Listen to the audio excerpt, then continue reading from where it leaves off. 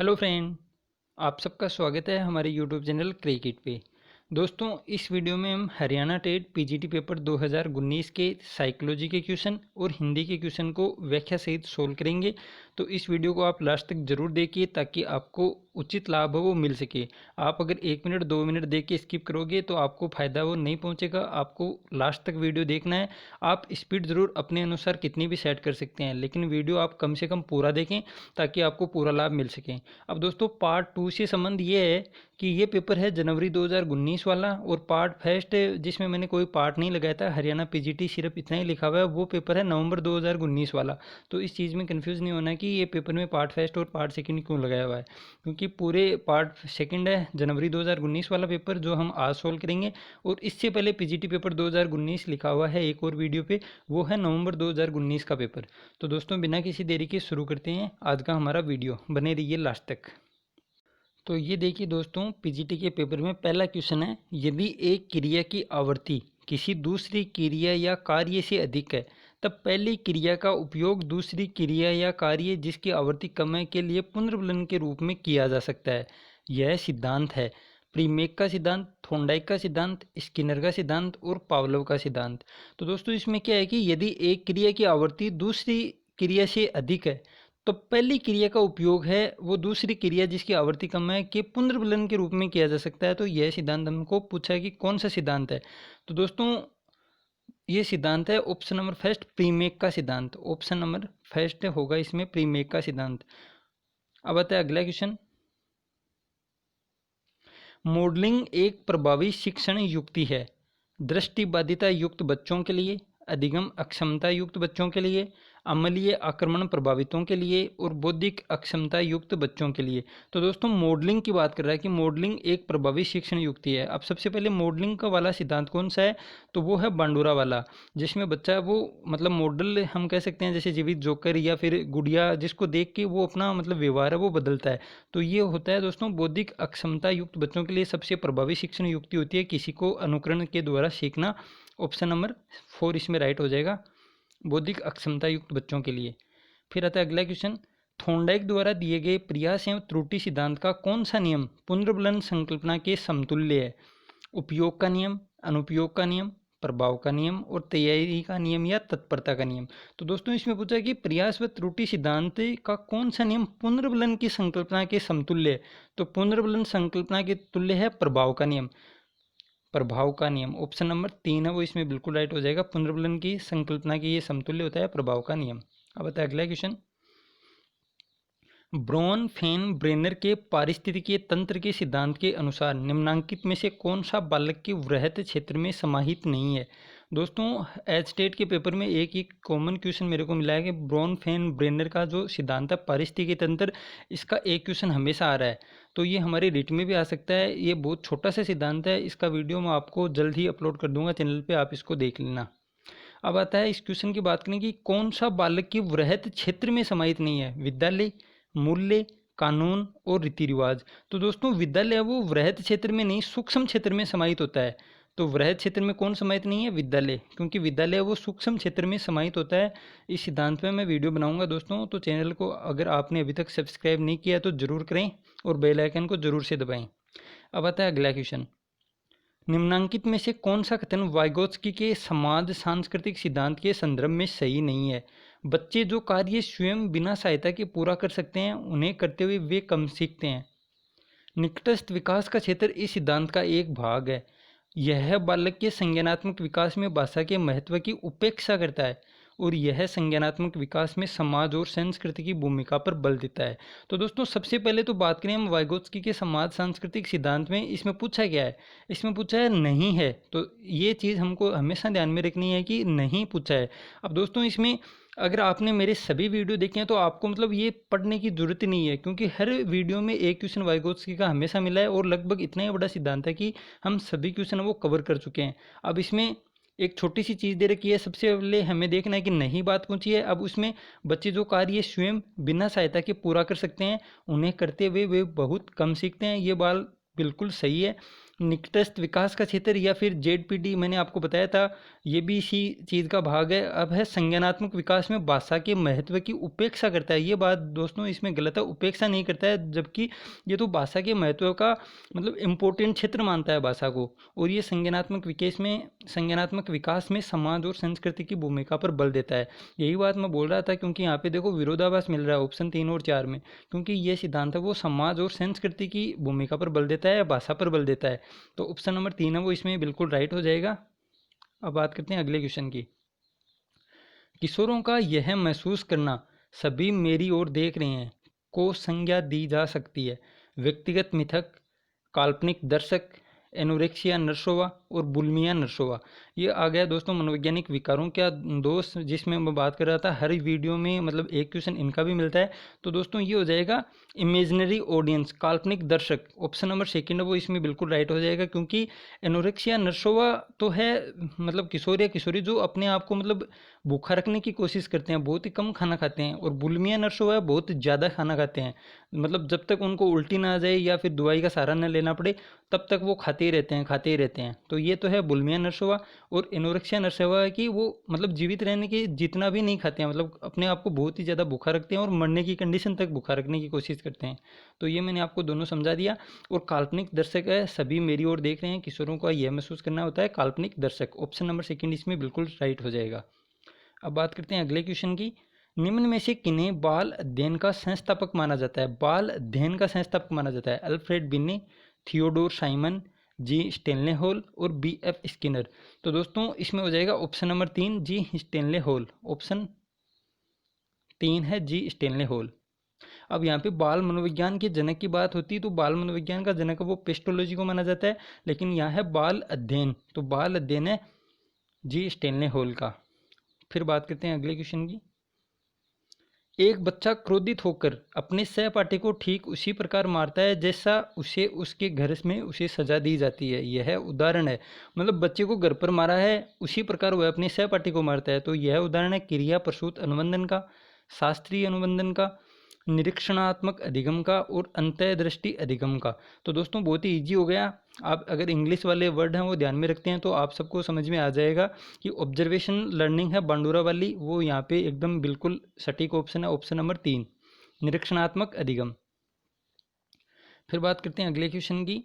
निम्नांकित में से कौन सा किशोरावस्था के अपरिपक्व चिंतन का उदाहरण नहीं है जैसा कि एल्किंड द्वारा बताया गया है? अब दोस्तों इसमें किशोरावस्था के अपरिपक्व चिंतन का एग्जाम्पल नहीं है, ये बात पूछी है और एल्किंड के द्वारा बताया गया है।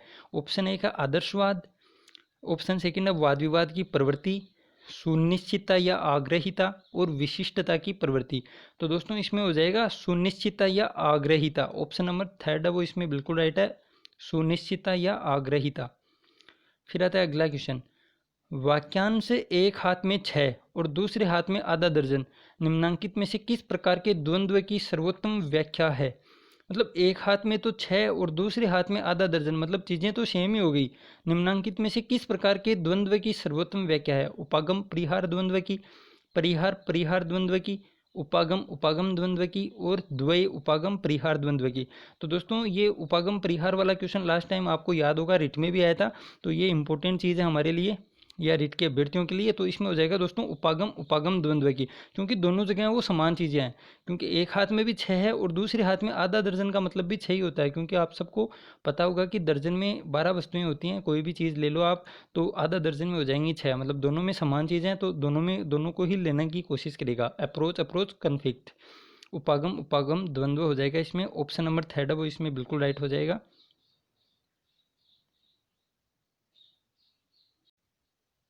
फिर आता है अगला क्वेश्चन।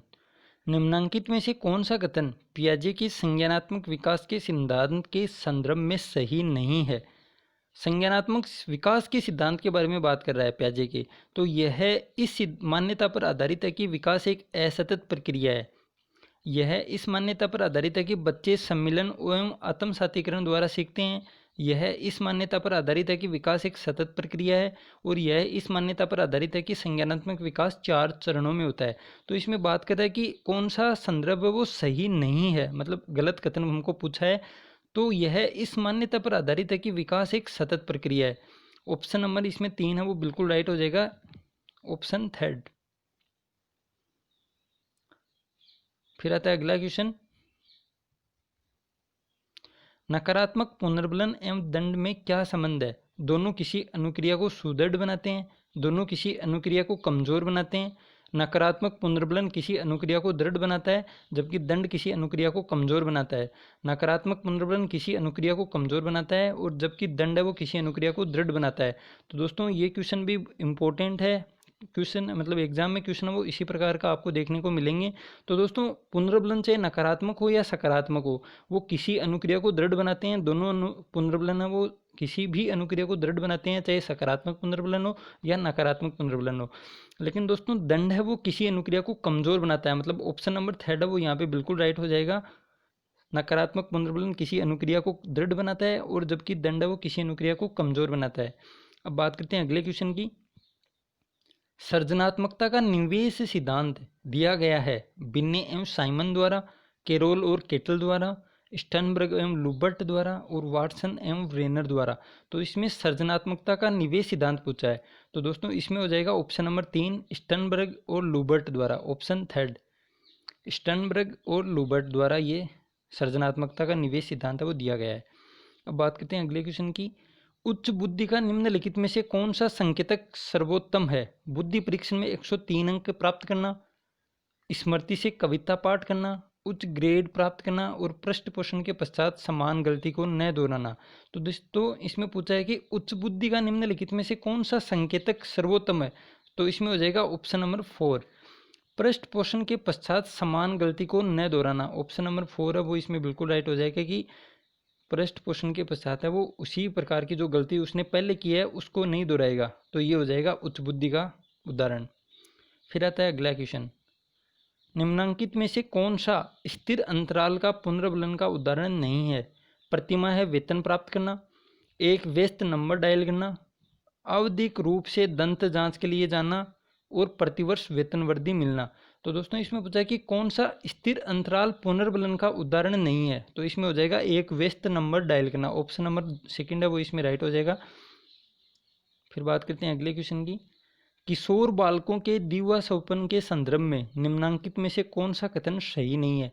मतलब डे ड्रीम की बात कर रहा है कि डे ड्रीम के बारे में कौन सा कथन है वो सही नहीं है। यह एक सक्रिय खेल का एक प्रकार है। दिवास्वप्न के दौरान किशोर जो भूमिका स्वीकार करते हैं वह नायक का होता है। इसमें मानसिक के बजाय शारीरिक क्रिया ज़्यादा होती है। इसमें शारीरिक के बजाय मानसिक क्रिया ज़्यादा होती है। तो दोस्तों इसमें कौन सा कथन सही नहीं है, ये बात इसमें पूछी है। तो इसमें हो जाएगा ऑप्शन नंबर 3 कि इसमें मानसिक के बजाय शारीरिक क्रिया ज़्यादा होती है। ये कथन इसमें गलत है, क्योंकि ये मानसिक क्रिया इसमें ज़्यादा होती है, क्योंकि दिवास्वप्न का मतलब ही मानसिक रूप में वो मतलब मन में है वो अच्छे अच्छे विचार या बुरे विचार कैसे भी विचार है वो ला सकता है। तो ये होता है डे ड्रीम। बात करते हैं अगले क्वेश्चन की।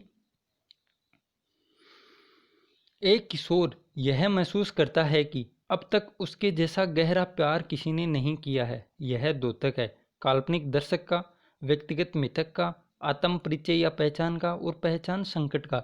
तो दोस्तों इसमें क्वेश्चन क्या है कि यह एक किशोर यह महसूस करता है कि अब तक उनके जैसा या उसके जैसा गहरा प्यार किसी ने नहीं किया है। तो यह द्योतक है, ऑप्शन नंबर सेकंड व्यक्तिगत मिथक का, ऑप्शन सेकंड है व्यक्तिगत मिथक।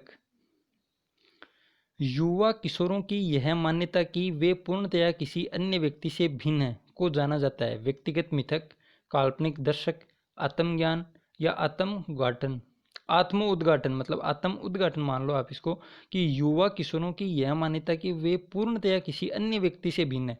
तो दोस्तों ये हो जाएगा व्यक्तिगत मिथक, ऑप्शन नंबर फर्स्ट वो इसमें राइट हो जाएगा व्यक्तिगत मिथक। फिर है जीवन स्पेस या क्षेत्र की संकल्पना एक भाग है शास्त्रीय अनुबंधन का, क्रिया प्रसूत अनुबंधन का, अंतर्दृष्टि अधिगम का और लेविन क्षेत्र सिद्धांत का। तो दोस्तों जीवन स्पेस या क्षेत्र की संकल्पना है ऑप्शन नंबर 4 कुर्ट लेविन के द्वारा ये सिद्धांत दिया गया है क्षेत्र सिद्धांत, जिसका हम तलरूप अधिगम सिद्धांत के नाम से भी जाना जाता है। ये अन्य नाम है इसका दोस्तों तलरूप अधिगम सिद्धांत या क्षेत्र सिद्धांत, कुर्ट लेविन के द्वारा ये दिया गया है। अब बात करते हैं अगले क्वेश्चन की। निम्नलिखित में से कौन सा विकल्प ऑटिज्म स्पेक्ट्रम डिसऑर्डर की विशेषता नहीं है? ऑटिज्म स्पेक्ट्रम डिसऑर्डर की विशेषता नहीं है देखने और सुनने की समस्या, सामाजिक अंतःक्रिया में समस्या, शाब्दिक और अशाब्दिक संप्रेषण में समस्या और अवर्त्यात्मक या बार बार व्यवहार करना। तो दोस्तों इसमें पूछा है कि ऑटिज्म स्पेक्ट्रम डिसऑर्डर की कौन सी विशेषता वो नहीं है। ये मनोवैज्ञानिक विकारों में दूसरा क्वेश्चन आ गया है। तो इसका हो जाएगा ऑप्शन नंबर फर्स्ट, देखने और सुनने की समस्या। ये ऑटिज्म स्पेक्ट्रम डिसऑर्डर की कोई विशेषता नहीं होती है, कौन सी, देखने और सुनने की समस्या। लेकिन अगली जो आप तीन है वो याद कर सकते हैं, और ये एक आपका मतलब मनोवैज्ञानिक विकार है, वो एक बीमारी आपकी यहीं से मतलब खत्म हो जाएगी, याद हो जाएगी। ऑटिज्म स्पेक्ट्रम डिसऑर्डर की विशेषता कौन कौन सी होती हैं? सामाजिक अंतःक्रिया में समस्या आती है, शाब्दिक और अशाब्दिक संप्रेषण में समस्या आती है, और बारंबार व्यवहार है वो करता है इसमें आदमी, मतलब एक ही व्यवहार को बार बार करता है। फिर बात करते हैं अगले क्वेश्चन की। निम्नांकित में से कौन सी संकल्पना सुप्रसिद्ध बोबो-डॉल प्रयोग से संबंधित है? अंतःदृष्टि अधिगम, निरीक्षणात्मक अधिगम, नैतिक विकास, अनुबंधित अनुक्रिया। तो दोस्तों इसके बारे में हमने पहले भी बात की है। ये सिद्धांत है ऑब्जर्वेशन लर्निंग निरीक्षणात्मक अधिगम, बांडुरा के द्वारा दिया गया है, जिसका अन्य नाम है सामाजिक अधिगम सिद्धांत भी इसको हम कहते हैं। फिर बात करते हैं अगले क्वेश्चन की। मस्तिष्क के प्रीफ्रंटल कॉर्टेक्स के द्वारा निम्नांकित में से कौन सा कार्य नियंत्रित नहीं होता है? मस्तिष्क के प्रीफ्रंटल कॉर्टेक्स के द्वारा शारीरिक परिचालन, चिंतन, समस्या समाधान और दृष्टि एवं श्रवण। तो दोस्तों इसमें हो जाएगा ऑप्शन नंबर 4, दृष्टि और श्रवण है वो इसके द्वारा नियंत्रित नहीं होता है, दृष्टि और श्रवण। फिर बात करते हैं अगले क्वेश्चन की। अनुप्रयुक्त व्यवहार विश्लेषण निम्नांकित में से किस सिद्धांत पर आधारित है?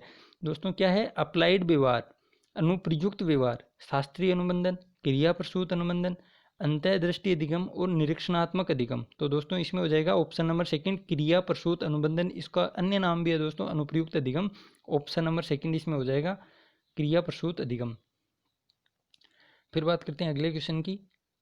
दोस्तों ये मतलब थोड़ा पेपर इसी प्रकार का है, आप मैं बोलकर आपको बता भी रहा हूँ और आपको थोड़ा थोड़ा दिख भी रहा होगा कि निरीक्षणात्मक अधिगम के 4 तत्वों का सही क्रम क्या है?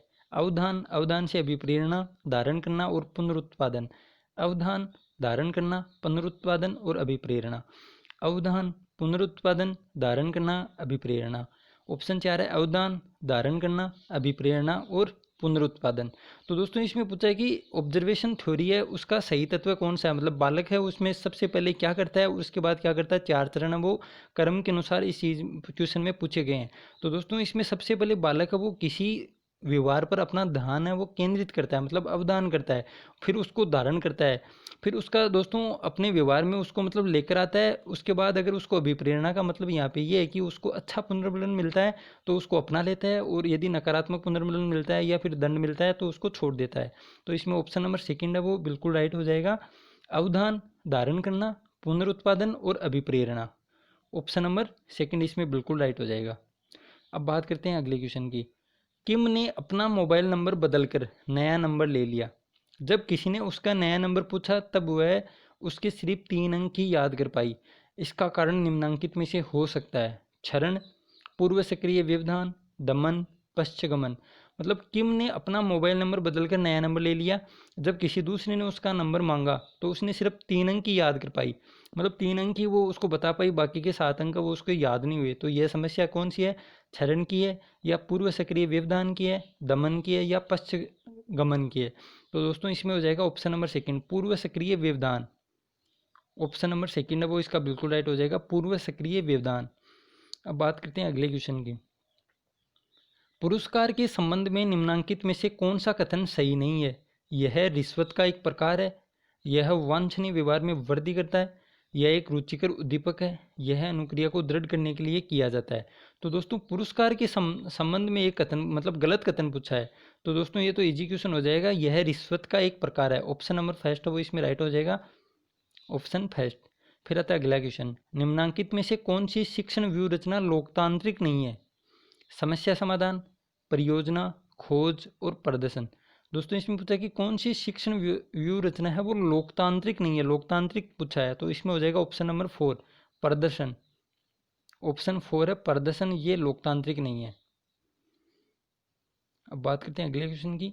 फ्राइड के मनोलैंगिक विकास के सिद्धांत की लैंगिक अवस्था का आयु विस्तार एरिक्सन के मनोसामाजिक विकास की निम्नांकित में से किस अवस्था के तुल्य है? मतलब मनोलैंगिक फ्राइड का मनोलैंगिक विकास का सिद्धांत में जिसमें लैंगिक अवस्था का आयु विस्तार पूछा है, एरिक्सन के मनोसामाजिक विकास की कौन सी अवस्था के तुल्य है? विश्वास बनाम अविश्वास, स्वायत्ता बनाम शर्म या संदेह, पहल बनाम अपराध बोध और पहचान बनाम भूमिका भ्रम। तो दोस्तों इसमें एक ही क्वेश्चन में दो दो सिद्धांतों से क्वेश्चन है वो मिला के पूछ लिया। इसमें हो जाएगा ऑप्शन नंबर 4 पहचान बनाम भूमिका द्वंद्व है। ऑप्शन 4 हो जाएगा किशोरावस्था की ये विशेषता है, पहचान बनाम भूमिका द्वंद्व है। फिर आता है अगला क्वेश्चन, विकास के इस चरण में बच्चे अपनी आँख, कान, हाथ, अन्य संवेदी अंगों के द्वारा चिंतन करते हैं। यह कथन निम्नांकित में से किस संज्ञानात्मक विकास की अवस्था की सर्वोत्तम व्याख्या है? दोस्तों ये प्याजे के सिद्धांत से क्वेश्चन आया है। प्याजे ने 4 अवस्था बताई थी, वही ऑप्शन दिए हुए हैं। संवेदी गामक अवस्था, पूर्व संक्रियात्मक अवस्था, मूर्त संक्रियात्मक अवस्था और औपचारिक संक्रियात्मक अवस्था। तो दोस्तों इसमें हो जाएगा संवेदी गामक अवस्था, जिसमें बच्चा वो ज्ञानेंद्रियों के द्वारा ही सीखता है। फिर आता है आज का साइकोलॉजी का लास्ट क्वेश्चन है। इसके बाद हम 15 क्वेश्चन हिंदी के सोल्व करेंगे। इसमें है कि ब्लूम के वर्गीकरण के अनुसार निम्नांकित में से कौन सा संज्ञानात्मक क्षेत्र का उप क्षेत्र नहीं है? दोस्तों ये क्वेश्चन भी बहुत ही ज़्यादा इंपॉर्टेंट है।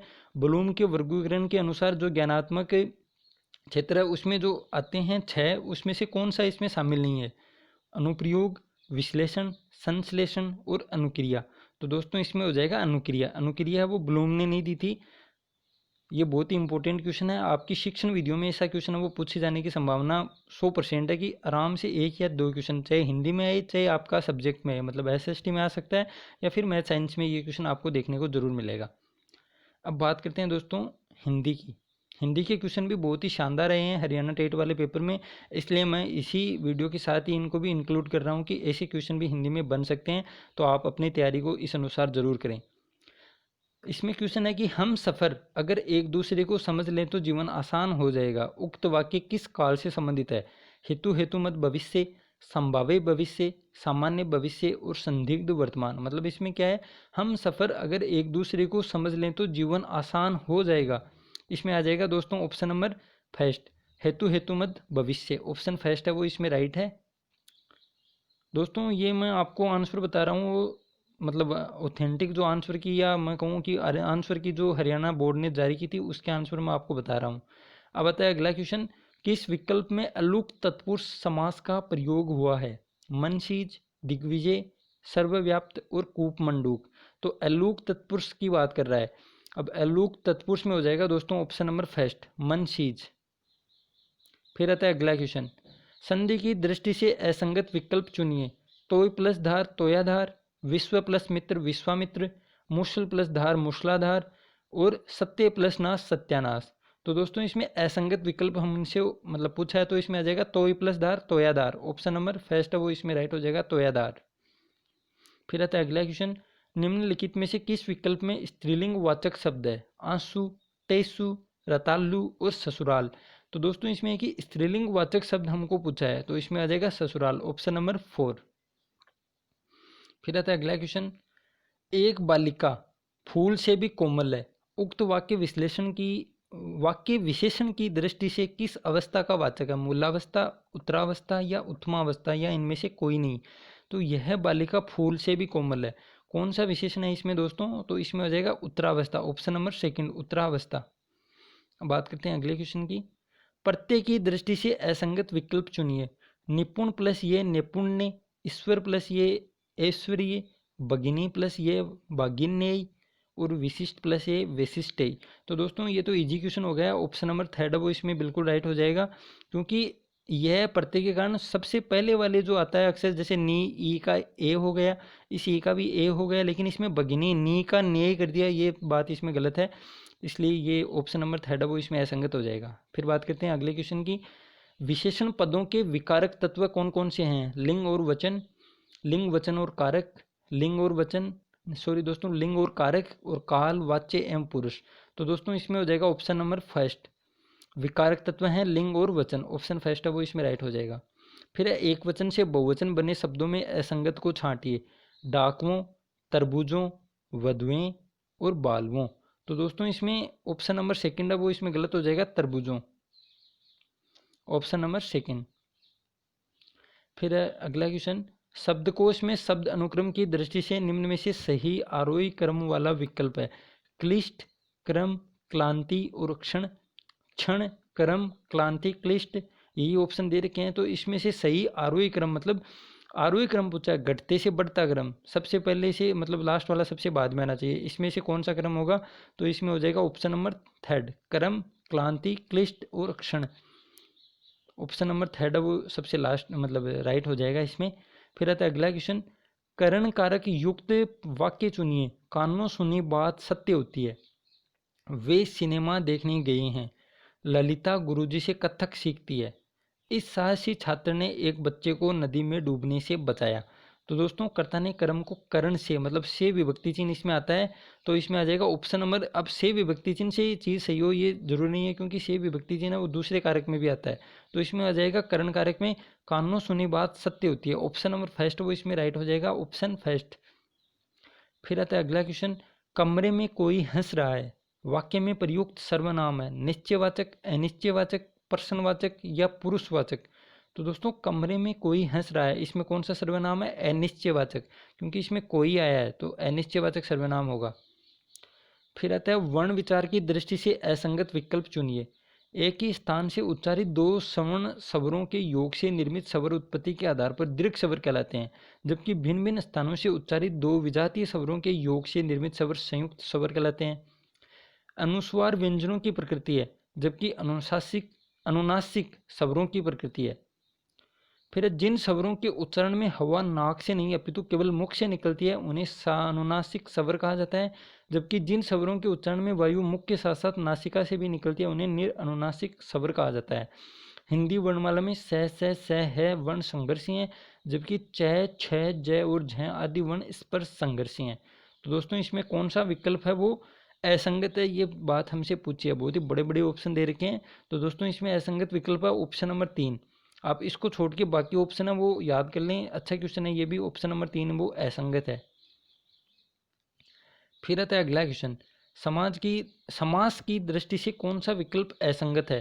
पंत द्वारा प्रणीत, पंत प्रणीत, पवन से चलने वाली चक्की, पंचक्की, वह जो चक्षु से श्रवण करे, चक्षु श्रवा, और समाचार के लिए पत्र, समाचार पत्र। तो दोस्तों इसमें असंगत पूछा है, तो ऑप्शन नंबर सेकंड है पवन से चलने वाली चक्की पंचक्की, ये बात इसमें गलत है, ऑप्शन नंबर सेकंड। इसमें पवन से नहीं, शायद दोस्तों पवन के द्वारा चलने वाली चक्की होती है। फिर आता है अगला क्वेश्चन, किस शब्द में वर्णागम व्यंजन संधि का प्रयोग नहीं हुआ है? श्रीच्छाया, प्रच्छन्न, मृच्छकटिक और मातृच्छाया। इसमें पूछा है कि वर्ण आगम, मतलब दो शब्दों में जब संधि विच्छेद करें तो वर्ण आगम नहीं होना चाहिए, तो वो बात इसमें पूछी है। तो दोस्तों इसमें हो जाएगा option number 3 Mrichchhakatika. Option number 3 है वो इसमें बिल्कुल राइट हो जाएगा, मृच्छकटिक। अब बात करते हैं आज के लास्ट क्वेश्चन की, वर्तनिक दृष्टि से अशुद्ध शब्द छांटिए। प्राणीमात्र, संपर्कित, अभिजात्य और कार्रवाई। तो दोस्तों इसमें हो जाएगा ऑप्शन नंबर 3, नहीं दोस्तों सॉरी, इसमें ऑप्शन नंबर सेकंड है संपर्कित, ऑप्शन सेकंड संपर्कित है वो अशुद्ध लिखा हुआ है। तो ये थे दोस्तों आज के 45 क्वेश्चन। अगर वीडियो आपको अच्छा लगे तो वीडियो को लाइक करें, शेयर करें अपने दोस्तों के साथ, क्योंकि व्यूज़ हैं वो बहुत कम आते हैं दोस्तों। इतना अच्छा मैं मतलब बनाने की कोशिश कर रहा हूँ वीडियो को, तो आप अपने दोस्तों के साथ ज़रूर इसको शेयर करें और लाइक भी करें, और चैनल को अगर आपने अभी तक सब्सक्राइब नहीं किया तो ज़रूर करें।